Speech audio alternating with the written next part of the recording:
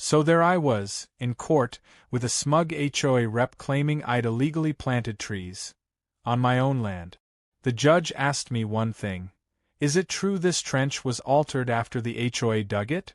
I smiled and handed him a government-certified document. No, Your Honor, I said. That's a protected wetland now.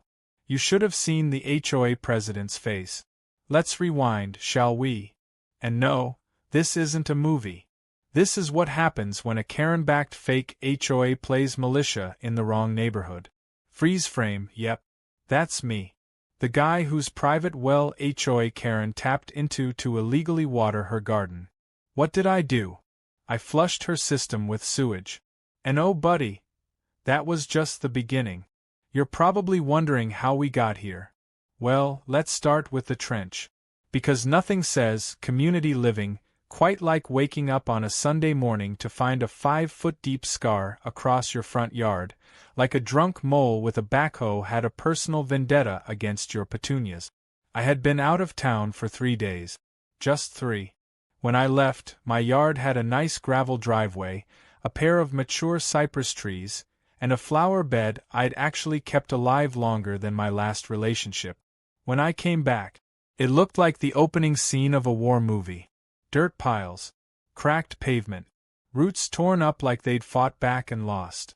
I stood there, suitcase still in hand, staring at the disaster zone formerly known as my front yard. And who do I spot across the street, arms crossed, sunglasses on, sipping some overpriced frappé like she's overseeing a battlefield? Karen Mathers, HOA president, queen of bylaws. A woman so power-drunk she once fined a neighbor because their garden gnome wasn't aesthetically aligned with seasonal decor. I kid you not. She strolls over, all smug and casual, and goes, "Oh, you're back. Hope you don't mind. We had to do an emergency drainage project while you were gone. Community safety and all." Her voice? Sweet enough to rot teeth. My face? Probably somewhere between "Are you serious?" and "I will call a lawyer so fast your head will spin." But I held it in. Barely. "You dug a trench," I said, voice steady but dangerously calm, "through my yard." "Well," she says with a little laugh, "the runoff from your property was affecting the community trail." She gestured to a strip of HOA-maintained grass about 30 feet away. "And since we couldn't reach you, we decided to act. Now, I'm not unreasonable. I understand emergencies happen. But this wasn't a busted pipe or a sinkhole. This was a premeditated, unauthorized landscaping hit job. And they didn't just dig. They destroyed my driveway, hacked up my irrigation lines, and even took out one of the cypress trees that had been there since before I bought the place." I asked her who approved this. She waved a manila folder in my face like it was the Constitution. "Board decision. You'll get the minutes in the next newsletter." I went inside, quietly fuming, and pulled out my land survey. The trench wasn't just close to my boundary line, it was a full 5 feet over it. They'd carved into private property without so much as a notice. And then came the kicker. A letter from the HOA in my mailbox, dated 2 days prior, notifying me that community improvements had begun and warning against interfering with essential work. The arrogance, the sheer, unfiltered Karen-ness of it all. So I did what any mildly unhinged homeowner with access to caffeine and Wi-Fi would do. I started digging into legal codes, environmental laws, land use regulations. Turns out, the county had some very interesting language about habitat restoration, wetland protection, and native species conservation. And suddenly, a plan started to grow. But I'm getting ahead of myself. The next day, I sent an email to the HOA board. Polite. Measured. With attached survey maps and highlighted boundary lines. I even offered to discuss remediation options. At their cost, of course. You know what I got back? A canned response citing Article 7 Section B of the HOA bylaws, stating that all community improvement projects were protected under a non-liability clause. In other words, too bad, so sad. I replied again. This time, not so polite. I reminded them that their non-liability clause didn't apply to trespassing or property damage. I attached photos, receipt, a copy of my original deed. The response? Silence. For a full week. Then suddenly, I got a warning notice from the HOA. You are in violation of Landscaping Code 3.2.4. You must remove unapproved flora from the property or face a $150 per day fine. Unapproved flora? They were referring to the replacement tree I planted where they'd bulldozed the cypress. A tree that I had every legal right to plant. But the petty war had officially begun. Around this time, I caught wind of something else. A neighbor who happened to be a plumber stopped by and asked if I knew the HOA had tapped into my private well during the trench project. My jaw dropped. What do you mean? I asked. He showed me the hose line, still connected behind my garage, leading to a pressure splitter going into a temporary irrigation rig they'd set up for the neighborhood entrance, watering the newly sodded grass. With my water. So yes, I may have rerouted the flow from that line. And I may have connected it briefly to the septic maintenance flush from my RV pad. And no, I won't confirm or deny if I watched from my kitchen window as Karen stood by the sprinklers the next day, wondering why her fancy flower beds suddenly smelled like a gas station bathroom in July. But all of that? Still just appetizers. Because the moment I saw that trench, I realized something. They'd opened a door they couldn't close. They thought I'd get mad, maybe yell at a board meeting, maybe even file a complaint. They never expected me to fight back. They especially didn't expect me to fight smart.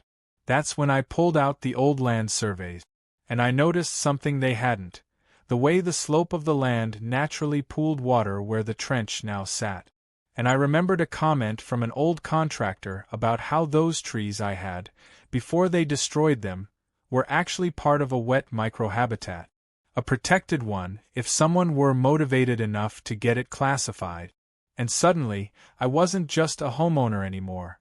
I was an environmental restoration specialist, with Google, a shovel, and a burning desire to make Karen's life legally complicated.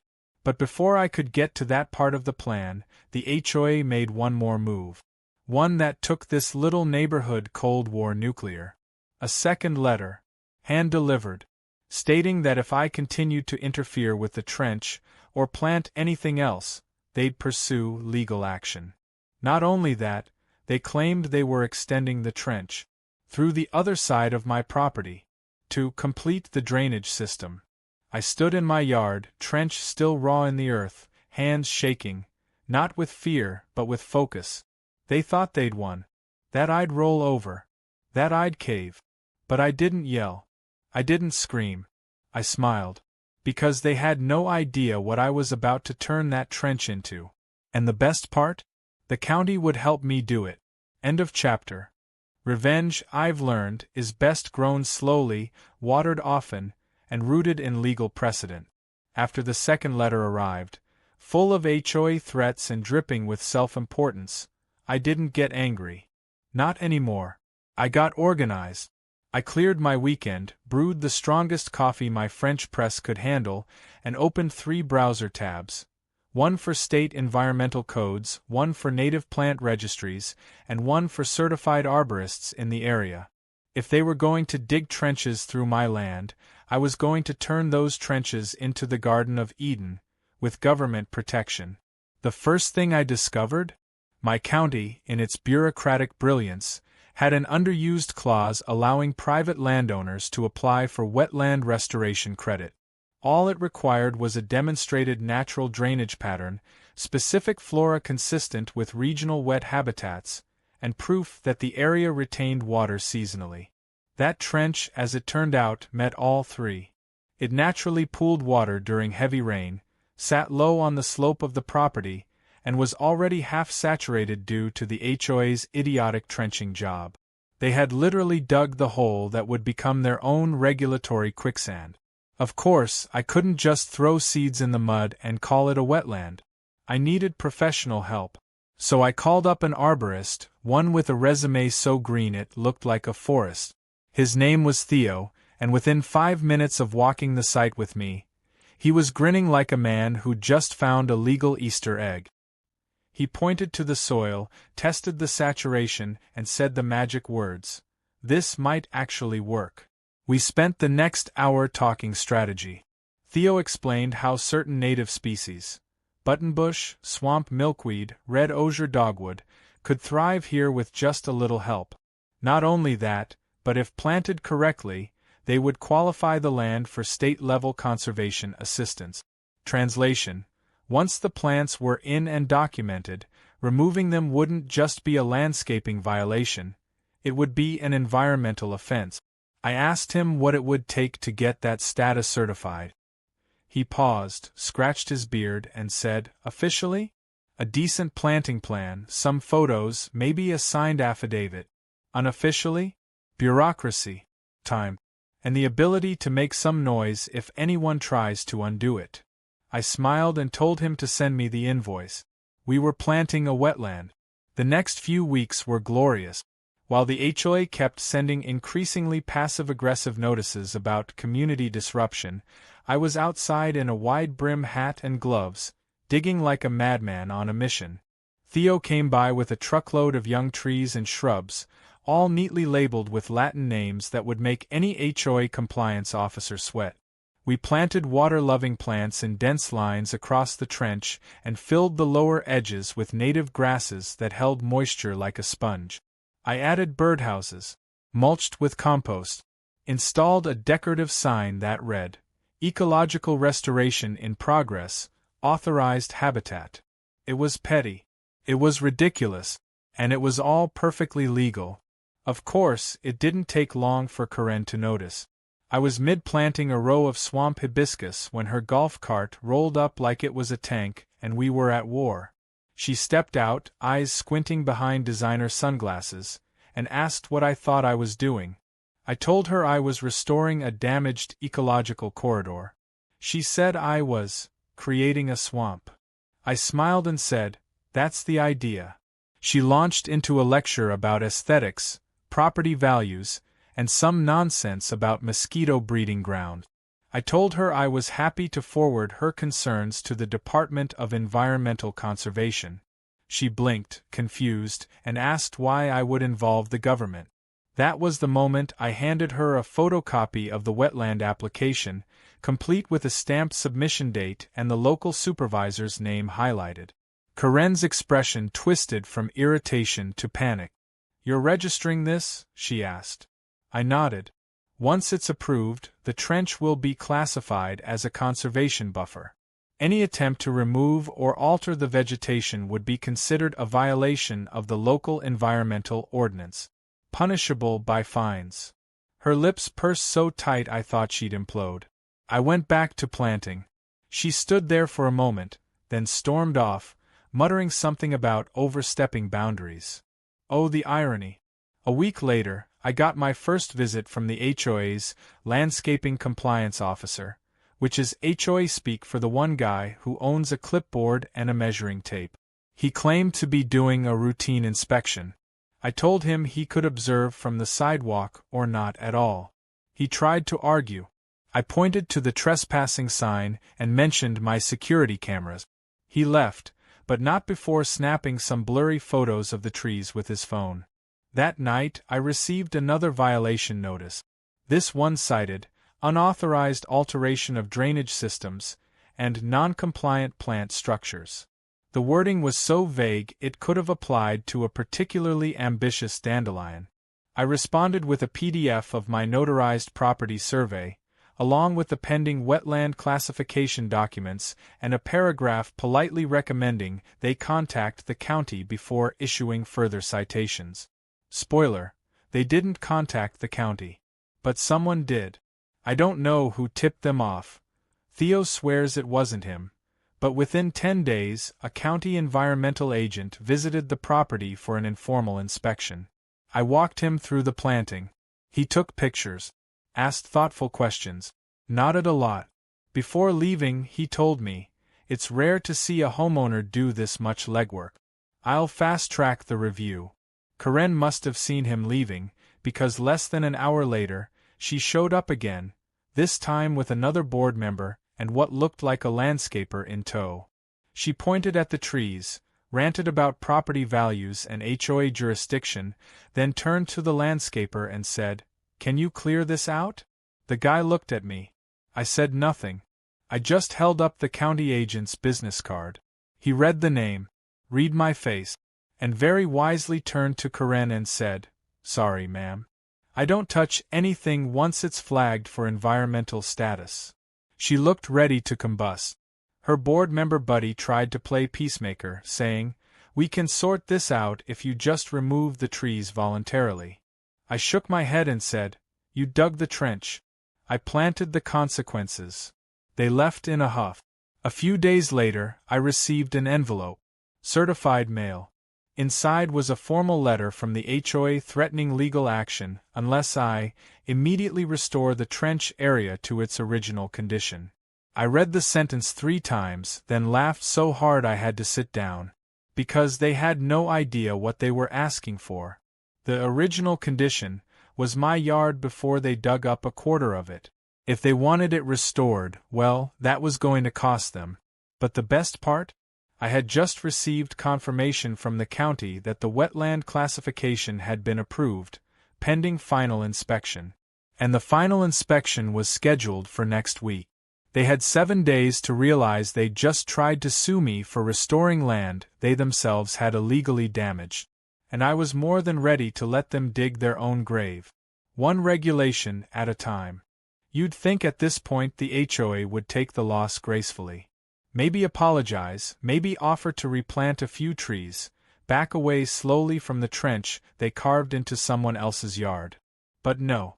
That would require self-awareness, humility, and a basic understanding of how not to keep stepping on the same legal rake over and over again. Instead, they doubled down. If Chapter 2 was me planting seeds, literally and metaphorically, Chapter 3 was them pouring gasoline on the garden and daring me to strike the mat. It started with a packet of violation notices. Not 1, not 2, but 7. All delivered in a manila envelope taped to my front door with what I assume was industrial-grade spite. Each notice was more ridiculous than the last. One claimed I had exceeded the maximum number of decorative items allowed in a front yard because of the birdhouses. Another alleged that my mailbox was improperly aligned with community aesthetics. That one made me laugh out loud, because the mailbox in question hadn't changed since the day I moved in. If it was out of line now, it was because the trench had caused the post to tilt, something the HOA's own dig team had done. Yet somehow I was still the villain. Then came the real gem. A violation for installation of unauthorized water-attracting landscaping elements. Translation? They were trying to fine me for planting things that liked moisture. As if nature needed their permission to be damp. I drafted a response that included the official wetland approval letter from the county, complete with stamped signatures and satellite photos. I made sure to attach it as a high-resolution PDF, in case they wanted to frame it. 2 days later, a letter arrived from their lawyer. It was laughably formal, full of language like egregious noncompliance and refusal to cooperate with community standards. They threatened a lawsuit if I didn't restore the trench area to functional HOA-approved condition. What they didn't realize, or maybe refused to accept, was that the trench wasn't theirs. It never had been. The property line, the survey maps, the land records, they were all on my side. And now, so was the county. I hired my own attorney just to be thorough.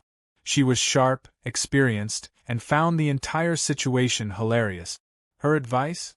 Let them sue. If they do, we counterclaim for property damage, illegal trespass, environmental disruption, and punitive damages. You'll end up owning their meeting room chairs. That made me feel a lot better. We drafted a cease and desist letter and sent it straight to their legal counsel. Included in the packet were printed photos of the trench, a timeline of events, the original property survey, and a notarized affidavit from Theo, who was more than happy to write a poetic paragraph about ecological trauma and restoration integrity. He even included a few Latin plant names for flair. The HOA board, meanwhile, was in chaos. Rumors were flying. I heard from one neighbor that Karen had called an emergency meeting, which apparently involved a lot of yelling, a few slammed clipboards, and one board member threatening to resign because he didn't sign up for a botanical war zone. The phrase made me smile every time I thought about it. But the real explosion happened when the final county inspection took place. It was a quiet Tuesday morning. A county rep named Daria showed up, clipboard in hand, khakis tucked into waterproof boot. She spent over an hour on the property, taking soil samples, photographing plant growth, and asking me a few questions about irrigation. I gave her the whole backstory. She didn't say much, just kept nodding and scribbling notes like she was building a case file on the HOA from hell. As she wrapped up, she turned to me and said, "You've done everything right. They, on the other hand, well, let's just say I'll be making a few calls." I didn't have to wait long to find out what those calls resulted in. 3 days later, I received a copy of the county's final approval. The trench area was now officially designated as a protected wetland buffer zone. Any attempt to alter, remove, or interfere with the vegetation would require a special permit, environmental impact assessment, and approval from the Regional Conservation Board. In layman's terms, it was now a regulatory minefield. I made a dozen photocopies of the approval and mailed one to each member of the HOA board. I didn't include a letter. Just the approval and a sticky note that said, "Consider this your final landscaping violation." The reaction was better than I could have imagined. Karen, apparently unable to let things go like a normal human being, escalated again. This time, she called for an emergency court injunction to have the wetland status revoked. Her claim? That I had intentionally sabotaged HOA infrastructure for personal retaliation. She even accused me of creating a fake habitat to exploit legal loopholes. The judge didn't even let her finish. He asked to see documentation, reviewed the county's approval, looked over my lawyer's carefully organized evidence folder, and leaned back in his chair with a long sigh. "Let me get this straight," he said, pinching the bridge of his nose. "You dug a trench on his private property without consent. He planted native vegetation in response. And now you want him to remove it because it's interfering with your illegal drainage project." Karen tried to argue, but the judge held up a hand. "Ma'am, this is a textbook example of environmental restoration. Not only is he within his rights, but frankly, you should be thanking him for mitigating the runoff damage your board created." Then he turned to me. "And you said this started because of unapproved digging?" I nodded. He flipped through the folder again, paused on one of the photos, and shook his head. "You have a solid case here. If you wanted to pursue damages, you'd have grounds." Karen looked like she'd swallowed a lemon whole. The court denied their injunction. My lawyer smiled all the way to the parking lot. That afternoon, the HOA called a community meeting. It was the first time in years they'd actually filled every seat. People were tired. Tired of the drama, the micromanaging, the legal threat. I didn't attend. I figured my presence would be too distracting, but multiple neighbors sent me messages afterward. Apparently, Karen tried to spin the story as a tragic misunderstanding. One neighbor told me she even tried to blame the trench on a rogue contractor. But the board wasn't buying it. Not anymore. A vote was called. Karen was removed as HOA president by a landslide, replaced by a quiet retired schoolteacher named Mr. Bernard, who believed rules should exist to serve people, not punish them. Imagine that. But even with her title gone, Karen wasn't done. She still lived in the neighborhood, still glared at me from across the street, and still found petty little ways to be a nuisance. Passive-aggressive letters. Petty complaints. At one point, she even tried to report me for improper compost storage. Joke was on her. I wasn't composting anything. My neighbor's cat had just knocked over a flower pot. But the trench? The trees? The wetland? That was mine now. Untouchable. Certified. Official. and every time she saw a squirrel hop through the dogwood or a robin nest in one of the branches, she knew. That trench, the one she ordered, the one she used to mark her control, had become her permanent defeat. And we hadn't even hit storm season yet. Storm season arrived like clockwork, bringing with it the kind of torrential downpours that make gutters overflow, basements weep, and unpermitted trenches become something closer to canals. I had a front-row seat to the chaos. Not from worry, though. My trench turned wetland? Thriving. The native grasses soaked up the rain like sponges, and the trees seemed to come alive in the gray drizzle. Birds fluttered between branches, frogs appeared seemingly out of nowhere, and the entire section of my yard that once looked like a construction site now resembled a thriving mini-ecosystem. The HOA, on the other hand, was about to discover what happens when arrogance meets water and gravity. The original trench project, as it turns out, wasn't limited to my yard. It was part of a patchwork of shallow ditches the HOA had ordered dug through multiple properties without any real plan or oversight. They claimed it was a drainage network. What it actually was, a maze of barely sloped trenches that led nowhere, had no real outlets, and lacked the engineering necessary to handle more than a light mist. So when the first true storm hit, a 3-day deluge with thunder that rattled windows, the entire neighborhood's runoff had one place to go: downhill. And guess whose house sat at the bottom of that slope? Karen's. I'll admit, I watched the first signs of trouble from my porch with a thermos of coffee and zero shame. Water pooled in the streets, then began creeping up lawns. The trench beside my property, now a protected wetland, did exactly what it was supposed to. The grasses slowed the flow, the roots absorbed the excess, and the soil held firm. Meanwhile, the rest of the trench system turned into a network of failed promises and unintended consequences. One neighbor's mulch washed into the street. Another's garage started taking in water through the floor vent. Karen?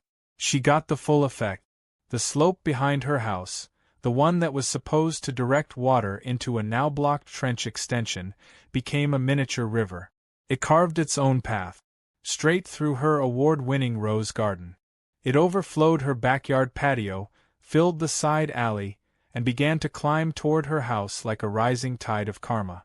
I didn't intervene. Not yet. I figured she'd finally call for professional help. Maybe the county. Maybe someone with actual drainage experience. But no. True to form, Karen made it worse. She tried to fix it herself. A day later, I looked out to see her backyard littered with sandbags, plastic tarps, and what I swear was a pool noodle duct-taped to a downspout. The water, unimpressed, rose higher. That evening, I heard sirens. A fire truck had to pump out her flooded crawlspace. The irony? That water had nowhere to go because she'd fought to block the trench segment that would have channeled it through my yard, back when it was just a trench. Now that it was a protected wetland, even emergency work required permits she didn't have. The following morning, she finally snapped. I stepped outside to check the rain gauge, only to see her marching across the street, soaked to the knees, hair plastered to her forehead like she'd lost a wrestling match with a lawn sprinkler. She didn't knock. She didn't wait. She just started yelling. "You did this on purpose," she shouted, voice cracking. "You manipulated the system, blocked the drainage, and now my house is underwater." I sipped my coffee. "You mean the same drainage system you illegally installed on my property?" Her face contorted. "You knew this would happen." I smiled. "That's the thing, Karen. I did. That's why I followed the law. That's why I filed paperwork. That's why I protected the land instead of bulldozing it." She took a step forward. I pointed to the no trespassing sign. "Step one more inch and I'll call the police." Again. She froze, visibly shaking with fury. For a second, I thought she might actually throw something. Then she turned, stomped back across the street, and disappeared into her swampy mess of a yard. The HOA, already weakened after Karen's removal as president, tried to hold an emergency meeting. But now the residents were furious. Multiple homes had taken damage from the flooding. Everyone wanted answers. People dug up their own property surveys and realized, to their horror, that the HOA had made modifications to multiple yards without consent or permit. Some even discovered that their homes had technically been in violation of zoning codes for months because of altered drainage flow. The board fractured.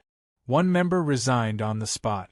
Another confessed that Karen had pressured them into voting yes on trench expansion projects without seeing any actual engineering report. Meanwhile, I was sitting pretty. Literally. I installed a bench next to the wetland. A little wood sign beneath it read, Community Reflection Area. Several neighbors, those who'd once been skeptical of my project, now stopped by to compliment the foliage, ask about the bird species, or just vent about their flooded basements. Theo even came by to snap pictures for a conservation blog. He called it a shining example of residential restoration done right. I called it revenge with leaves. Then came the letter. Karen, desperate and out of legal options, had tried one final move, a formal request for me to temporarily allow emergency trench expansion through the designated wetland zone. She even attached a handwritten note begging me to consider the good of the neighborhood. It would have been funny if it wasn't so sad. The same woman who had once fined me for planting a non-approved flower now wanted me to give up the very land she'd tried to destroy. I didn't respond. My lawyer did. She cited the county's Wetland Protection Act, the previous legal threats, and added a polite suggestion that Karen redirect her request to the appropriate environmental authorities. That's legal speak for, you can't sit with us. By the end of the month, Karen put her house up for sale. Word spread quickly. She tried to paint herself as the victim to potential buyers, but the flooding reports and community gossip made it impossible. The house sat unsold for months.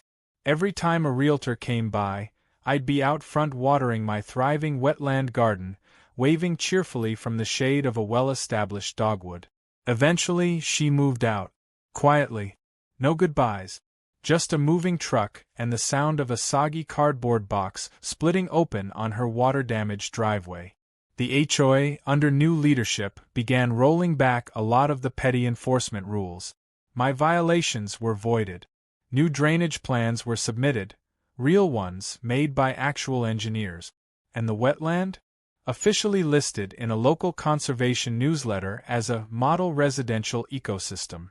Sometimes I still sit by the trench, birds chirping, wind rustling through leaves that never asked to be part of a war. And I remember the first day I saw that crater in my yard and thought, this is the dumbest thing I've ever seen.